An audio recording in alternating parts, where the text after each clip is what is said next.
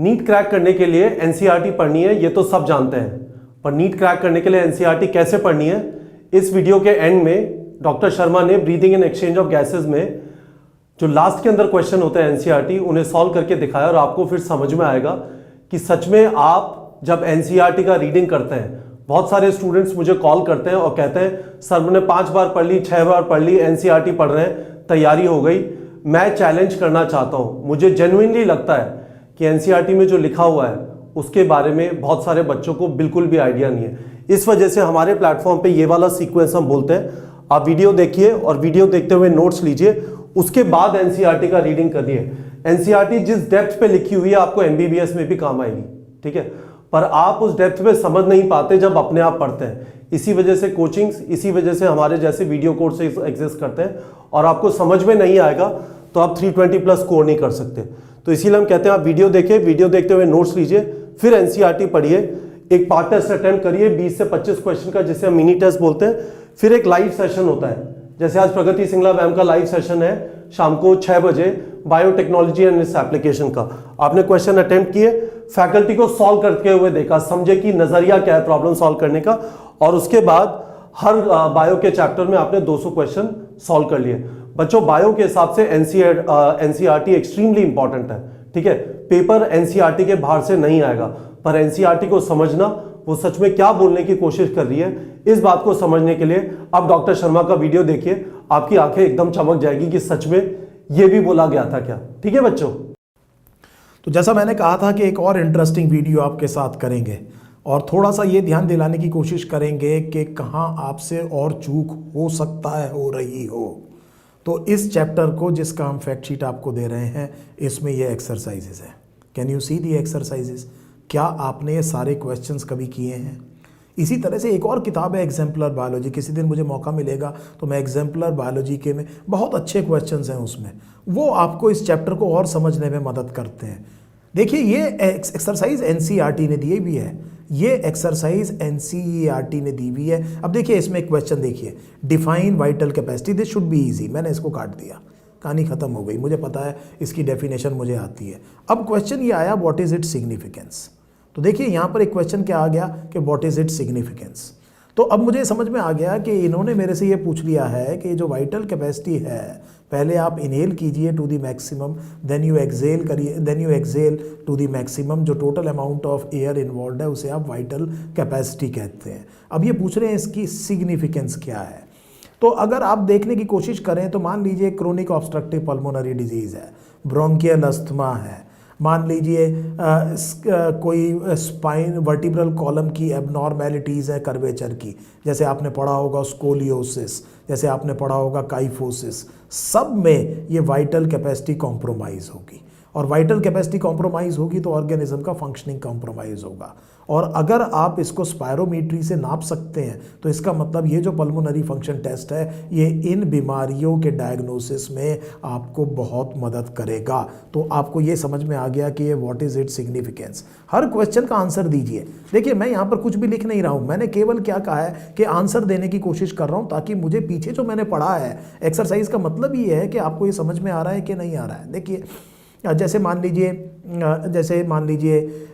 एक third question है, जैसे दूसरा देख लेते हैं, state the volume of air remaining in lungs after a normal breathing. आपको पता है, आपको आता है, छोड़िए इसको। फिर आया diffusion of gases occurs in the alveolar region only and not in the other parts of the respiratory system, why?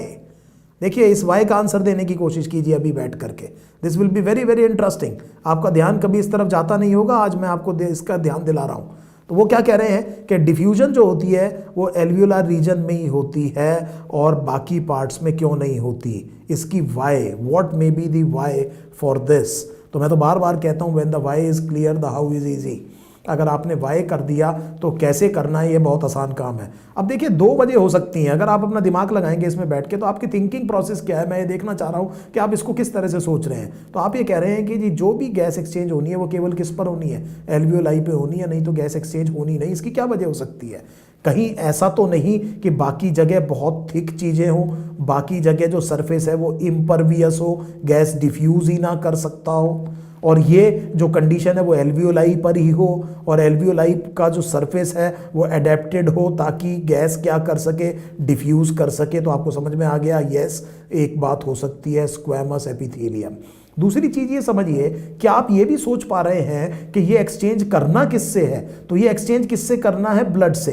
तो कहीं ऐसा तो नहीं कि कैपिलरीज इसके बहुत पास आती हो, इसी जगह पर पास आती हो ताकि बड़ी आसानी से इसके अक्रॉस क्या हो सके, डिफ्यूजन हो सके। बाकी जगह शायद इतना कैपिलरी नेटवर्क सराउंड ना करता हो रेस्पिरेटरी पैसेज को। तो मुझे अब ये समझ में आ गया, देखिए मेरी थिंकिंग कितनी स्ट्रेट है, मुझे समझ में आ गया कि इसकी दो वजह होनी चाहिए, क्योंकि मेरे से ये पूछ रहे हैं कि ये बताइए कि यहाँ कहीं पर क्यों गैस एक्सचेंज नहीं हो रही है, गैस एक्सचेंज यहीं क्यों होती है। तो एक तरफ तो मैंने ये कह दिया कि ये इसका आप रेस्पिरेटरी एडेप्टेशन देखिए, बहुत थिन सरफेस है, और ध्यान दीजिए ये दूसरी बात भी बहुत जरूरी है कि बहुत वास्कुलराइज्ड है और यहाँ पर कैपिलरीज आ रही हैं। देखिए मैं आर्टरी नहीं कह रहा, मैं क्या कह रहा हूँ, कैपिलरीज आ रही है। मैं जानता हूँ कैपिलरी भी बहुत थिन वॉल्ड होती हैं, और तब आपको समझ में आया कि डिफ्यूजन के लिए बहुत बढ़िया सरफेस है। और आपने अगर वीडियो देखा है तो यहाँ पर हमने रेस्पिरेटरी मेम्ब्रेन को डिफाइन किया है, और आपकी एनसीईआरटी भी एक जगह पर यह कहती है कि रेस्पिरेटरी मेम्ब्रेन में हालांकि 3 लेयर्स हैं पर इसकी cumulative thickness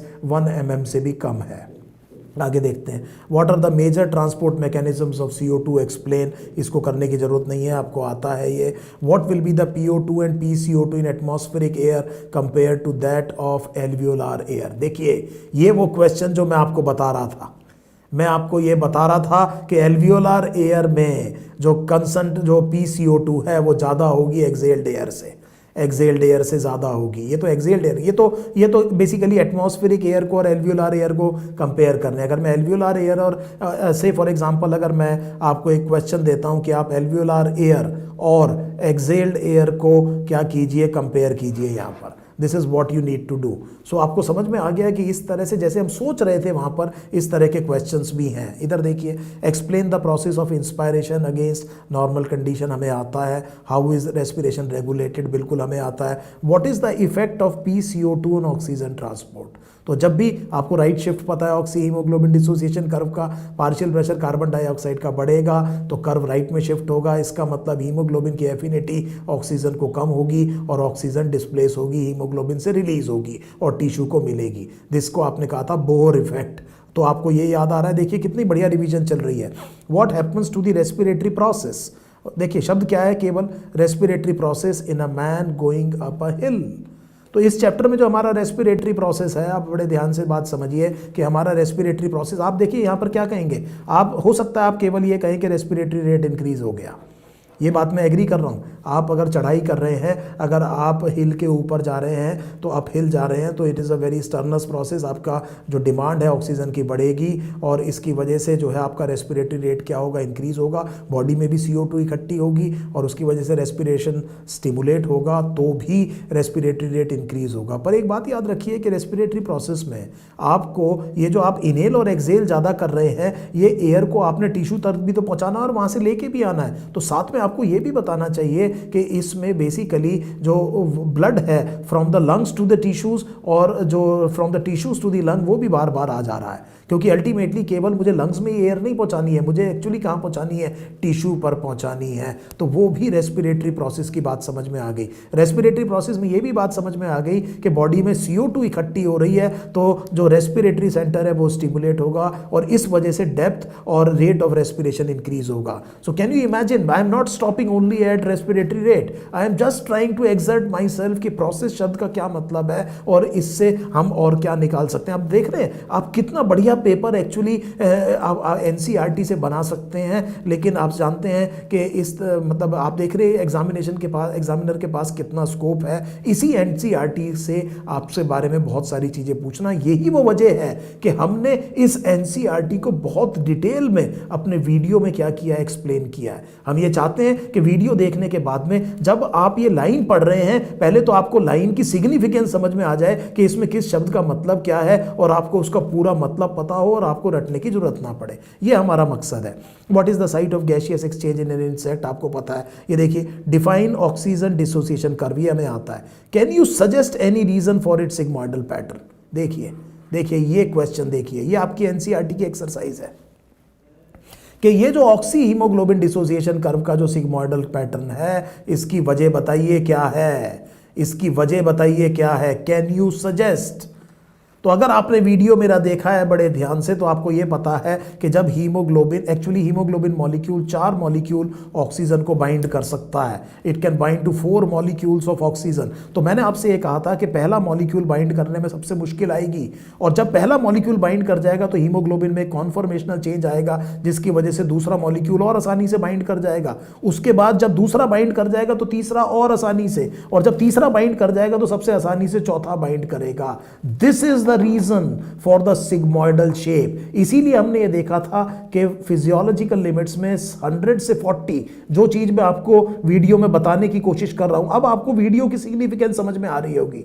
why we say that we are dealing NCERT in totality, उसकी वजह यह है कि तब हमने आपको वीडियो में ये बताया कि 60 mmHg में कॉरस्पॉन्डिंगली केवल 25% हीमोग्लोबिन अनसैचुरेट होता है। I hope this thing is now making sense. अब आपको देखिए ये आपकी एनसीईआरटी का ही क्या है, क्वेश्चन है, और अब आपको देखिए मैं कितना बढ़िया चीज आपको बताया कि कैसे होगा। देखिए फिर देखिए एक और question, have you heard about hypoxia, try to gather information about it and discuss with your friends. तो कितनी बार मैंने वीडियो में आपके सामने हाइपोक्सिया की बात की है, पार्शियल प्रेशर ऑक्सीजन का टिश्यू पर कम होना, इसे हम कहते हैं हाइपोक्सिया।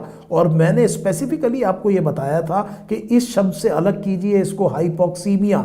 ईमिया शब्द आ जाएगा तो इसका मतलब ब्लड की बात हो रही है, हम टिश्यू पे बात कर रहे हैं, पार्शियल प्रेशर कम हो जाए। अब आपको बहुत सारी पुरानी बातें याद आ जाएंगी। आपको कार्बन मोनोऑक्साइड पॉइजनिंग, ये हमने वीडियो में डिस्कस किया है, कार्बन मोनोऑक्साइड पॉइजनिंग, ये आपको समझ में आ जाएगा। आपने एक बार और पहले पढ़ा होगा साइनाइड पॉइजनिंग, साइनाइड पॉइजनिंग में भी हाइपोक्सिया होता है, किसी भी वजह से ऑक्सीजन की डिलीवरी टिश्यू पर क्या हो रही है, कम हो रही है, इस कंडीशन को आपने क्या कहा, हाइपोक्सिया कहा। ये देखिए distinguish between IRV, ERV, inspiratory, ये मेरे को कुछ नहीं करना। What is tidal volume, find out the tidal volume approximate value for a healthy human in an hour. तो हमने ये कहा कि टाइडल वॉल्यूम इधर देखिए 500 ml है, 500 ml है, और हमने ये कहा कि रेस्पिरेटरी रेट मान लीजिए 12 है, तो 6000 ml per minute, this is the pulmonary ventilation into 60, this would be in 1 hour. तो आप देख रहे हैं ये भी क्वेश्चन आ सकता है। तो आप देखिए मैंने ये क्या किया है, आपके सामने एक्सरसाइजेस की हैं, this will be very very interesting. ये आपको बहुत चीज़ें और समझने में मदद करता है। और अगर जैसा मैंने आपसे कहा किसी दिन मौका मिला तो हम एग्जाम्पलर बायोलॉजी को भी इसमें करेंगे। इस तरह से हम टोटलिटी में बायोलॉजी को क्या कर रहे हैं, कवर कर रहे हैं। यही मकसद हमारा वीडियो में है, यही मकसद हमारा वो जो बुक में अभी हम रिलीज़ कर रहे हैं नीट प्रेप पे मास्टर क्लास, उसमें भी है, ताकि इनमें से कोई भी पॉइंट आपकी नज़र से अगर छूट गया हो तो मेरे एक्सपीरियंस की वजह से मैं ये चाहता हूं कि वो पॉइंट आपकी नज़र में आ जाए। ये हमारा एंडेवर किस पर है, नीट प्रेप पर है। उम्मीद है आपको इस सेशन से कुछ फ़ायदा हुआ होगा। Please please give your feedbacks. Please, if you agree with me, then please try to do this exercise. It will be very useful. और जहाँ एक बार आपने बायोलॉजी को समझ लिया तो आपके 320 नंबर 1 घंटे से कम में आ जाएंगे। आप सोच के देखिए मैं क्या बात कर रहा हूँ। अभी अपनी आंख बंद कीजिए, इमेजिन कीजिए अपने आप को एक गवर्नमेंट मेडिकल कॉलेज के लेक्चर हॉल में।